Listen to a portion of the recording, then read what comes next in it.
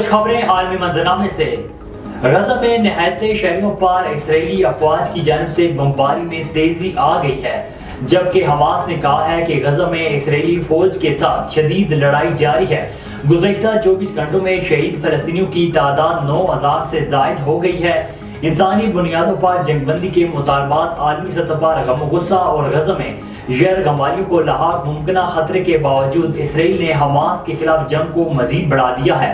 निहत्ते शहरियों पर इसराइली जमीनी, फिजाई और बहरी महाज पर मुसलसल हमले जारी हैं। रूसी सदर व्लादिमीर पुतिन ने गजा में निहत्ते फलस्तीनियों पर इसराइली बर्बरियत का जिम्मेदार अमेरिका और यूरोप को करार दे दिया।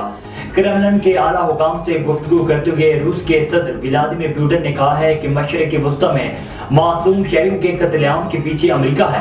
गजा बुरान के जिम्मेदार अमेरिका और मगरबी ममालिक हैं। अमेरिका तबाही और अफरा तफरी चाहता है।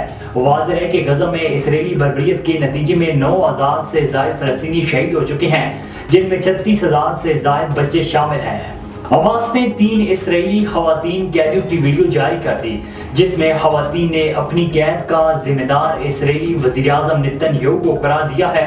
गैर मुल्की मीडिया के मुताबिक हमास के मुसल्लह विंग अल-कसाम ब्रिगेड्स ने 76 सेकंड की एक वीडियो जारी की है, जिसमें उनकी कैद में मौजूद 3 इसराइली खवातीन का पैगाम नशर किया गया, जिसमें वो अपनी रिहाई के लिए हुकूमत से फलस्तीनी कैदियों की रिहाई का मुतालबा कर रही है।